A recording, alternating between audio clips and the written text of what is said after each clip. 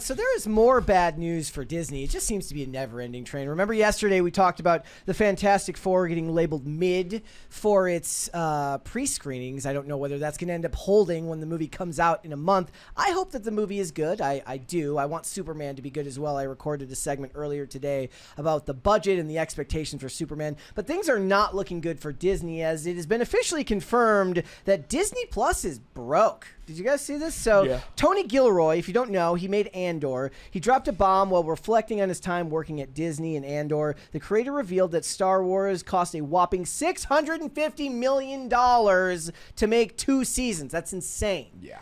By season 2, Disney told him streaming is dead and that there is no money left. Despite the massive budget, Gilroy says that the shows were made without interference, but the reality behind the scenes shows that how broke Disney actually is, which also includes Marvel. This was his quote. He says, "I mean, for Disney, this is $650 million, he said, for 24 episodes. I never took a note. We said, fuck the Empire in the first season, and they said, can you please not do that?" I'm surprised. I'm honestly surprised they even did that. It kind of reminded me when, was it Nightwing in Titans said, fuck Batman, and I like physically cringed. It was awful. I kind of liked Fuck the Empire. I hate that they changed it to Fight the Empire. Like, that was good. But did you watch Andor? I did not.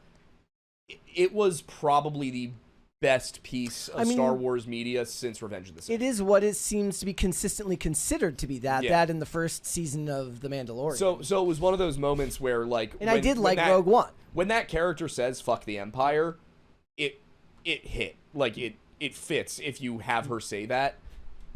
It's not cringe. You cheer. It's like Luke Skywalker showing up as the doors open at the end of season 2 of Mandalorian. Like, it's that kind of moment. I just think for me, what they would have to learn is that, like, for as big as the fan base is now, it's been diluted so much. Yeah. That I would only really care to see it on the big screen. And that, you know, I'm not one of those people that cared like extensively about the expanded universe or anything like that. If you're going to get me to go watch a movie that's a space opera, I'm going to want to go see it on the big screen. But the point is that Disney is broke. He said in season 2, they said streaming is dead. We don't have the money we had before. We fought hard about money, but they never cleaned anything up. The freedom comes with responsibilities. His comments line up with recent reports about Disney slashing budgets across the board. Disney CEO Bob Iger confirmed that streaming lost a total of $4 billion.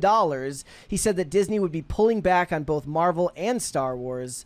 This is the nail in the coffin for Star Wars on Disney Plus. That was The Acolyte, which reportedly cost north of $200 million. Yeah, The Acolyte was a travesty. That was a disaster. How do they get the budgets down on this stuff? I don't know. I think it's very simple. Is like with the way to recoup the brand, really put Star Wars back on the television sets of Americans, is we need Below Deck, but like with the droids. Yeah, so they're like flying around the destroyer, and then it's all the droids just like chilling, like you're cheating on me. What's wrong? Like that would be so sick. Turn it into a reality show. Yeah, like screw all the all like the fight in the Empire. We want to see Below Deck. We want to see what the droids are up to. I want to see like what do they call it? Like the confessionals, but there's like a lightsaber battle going on behind them during a confessional. It's like she's a skank. We got 30. What is A in currency? Australian. From Dan M says, "Hi, I just want to give some cash because I always watch clips. Intoxicated at present, so catch you later." Okay. Cheers, my friend. Enjoy. Yeah, so here, I will say this. Acolyte was... How many episodes? 8. So Acolyte was 8 episodes at $200 million. Andor was 24 episodes at $650 million, so it works out to about $27 million an episode. Considering they're over an hour long each, like... I know. I don't think that Andor was the money suck, and that's why I'm kind of annoyed with the way the story's framed. Well, this is Acolyte was the bad show. Yeah, but this is coming up because the budgets of shows in general are unbelievably high these days. There was the report, and this has not been confirmed, at least to my knowledge since then, they're going to be spending about $75 million an episode on the Harry Potter series. Which is just when it comes nuts. out. Well, here's the thing. Like, that comes out to like $4 billion across if you were to do 8 episodes per season for all the seasons. But I imagine like when people imagined like Harry Potter being turned into like a television series, I always imagined they thought it would be like, because when these things were like suggested back in the day, it was back before streaming was the model and 8 episodes was the norm. So they were probably imagining it as like 16 episodes or 24 episodes. Yeah. Like even 8 episodes, even if those are all an hour and a half, and you end up with 13 hours or 12 hours of content, that still just doesn't feel like enough. True. Right?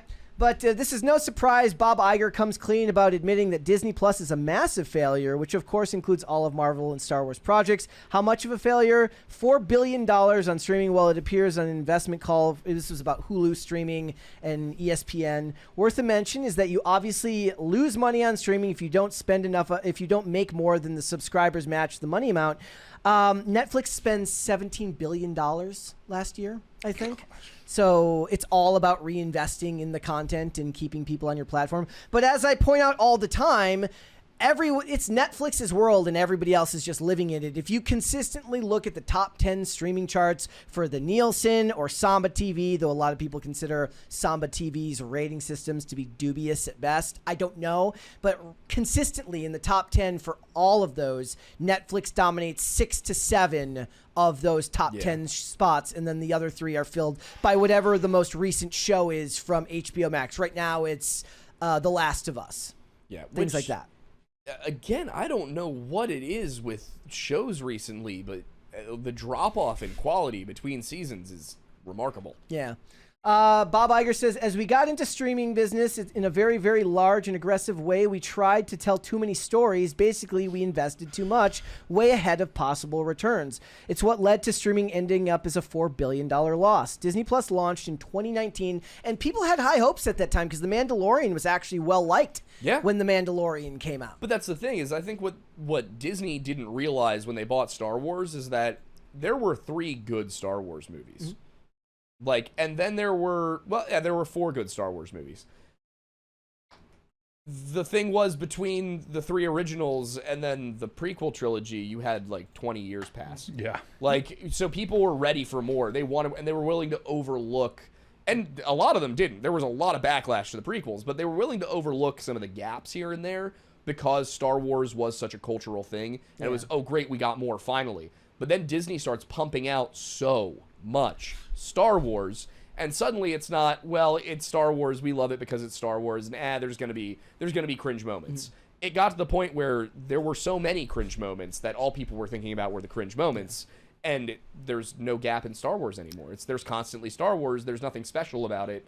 If it doesn't have stellar writing, it's going to be looked down upon. There's a reason why, right now, the last thing I want is for Marvel to do television series. Like Daredevil, Born Again, started off meh and got worse. In my opinion, I didn't even finish the series, and I really, really wanted it to be good because I love the Netflix Daredevil series. I think it was phenomenal. It was. I loved all, especially compared to today's stuff, I'll watch all of those over most of what's coming out today. Even Iron Fist, which, that actor is now roundly hated for his portrayal of that character. But the first season of Jessica Jones, I love the first season of Jessica Jones. I actually liked most of the first season of Luke Cage, though I think that they didn't end it the way that they needed to with Cottonmouth. But in general, even at that time, Marvel was pumping out movies, and there was Marvel on Netflix, and it still felt special. Yep. But that was mainly because they weren't connected to the movies. Yeah. And I don't want everything to be connected. I don't want every movie to have to feel like I need to subscribe to Disney Plus as homework. The best way you could get me to subscribe to Disney Plus again would be to make shows that I don't feel like I need to watch, but that I want to watch. In fact, I feel like if you disconnected them from the movies, you would actually increase the ability for people to want to tune in because they won't feel like they're just taking part in it so that they can get to the next thing. Yeah. We get a 20 here from Tyler. Is that Dalrymple? Dalrymple. Dalrymple? Look like there's no it's A. Dalrymple. Dalrymple is a great name. What? How do you know that? He's in our chat a lot. Okay. Where does that name come from? That I couldn't. You'd have to ask. That's English. That's super English. Yeah, okay, so he says Disney and all of Hollywood are just spending too much money on their projects. Massive budgets don't equal massive profit. Look at modern movies. I can't even see where the money is even going. Embezzling, maybe? That's what I was saying yesterday. Yeah. That's what I was saying yesterday. Start giving $100 million budgets to new ideas and see what takes off. Because that's the thing. If you give 5 movies $100 million budgets, 4 of them fail, but one makes $1.5 billion. you made your money back. Oh, dude, if they gave me 75 mil for each episode, dude, I would like cover like a town in peanut butter for no reason. But that's just for one scene. You're doing the Mr. Beast version of this. Yeah, like did you see that he needs his mom to help him pay for his wedding? Yeah. He says all his money is like leveraged back in the company. I'm like, do I believe that? I drop like 500K on the actual episode, and then one scene I drop all 70 mil. It's just a regular episode, and then everything's covered in He jam. just blew up the Golden Gate Bridge for a scene. That's the thing. They don't do cool stuff like that anymore. They don't do like over the top stunts. It's all CGI. Yeah. Like do something fun. I would man. just destabilize a random country just cause. Yeah, like It's like, oh, sorry, guys, Nauru is underwater. I remember I used to watch the like the bonus features for the show Burn Notice about how excited they would be to blow stuff up. Yeah. Because they would actually blow stuff up. And I still remember the first time I noticed like actual CGI for an explosion, and it kind of deflated me for the rest. It was like in season 5. I'm sure there had been some maybe supplemental CGI in some of the explosions in previous seasons, but there was one that was just very clearly not real, and it just, I'm like, no. That was the best part. They didn't let Rennie Harlan direct a scene getting blown up. I'm sad. That was the best part of Mythbusters, is like you had the main two, and then you had the side guys and the three. And the three guys, their little test would be like, oh yeah, can a watermelon grow in your stomach? And then the main two are just like, how can we make the biggest explosion possible? Yeah. It was awesome. I don't get it. Like, Hollywood's not learning though. Like, the more I look at it, it's too big of a machine to move nimbly. they keep trying to reinvent the wheel. I think is the problem. Like they try to not reinvent anything. They found their formula that they believe works. Well, it's kind of like, have you ever seen? When was the last time you saw a movie trailer that broke from the formula? Never. Like, ding, prophetic statement. Ding. Yes. Blah. But when I say that, I like they've been doing a lot of remakes, right? Yeah. But the remakes are never remakes. They're always most of the same movie you loved, and then we're gonna try and subvert your expectations. And I think that's where the problem is. Yeah. But it's like, even with where it's supposed to be like intellectual and new, like with this new Phoenician Scheme movie, and I'm watching the trailers, and I'm like, you know, they're trying to make it seem so unique that it feels stale when you're watching the ad. I have watched one Wes Anderson movie. It was Moonrise Kingdom. I hate Wes Anderson. Yeah.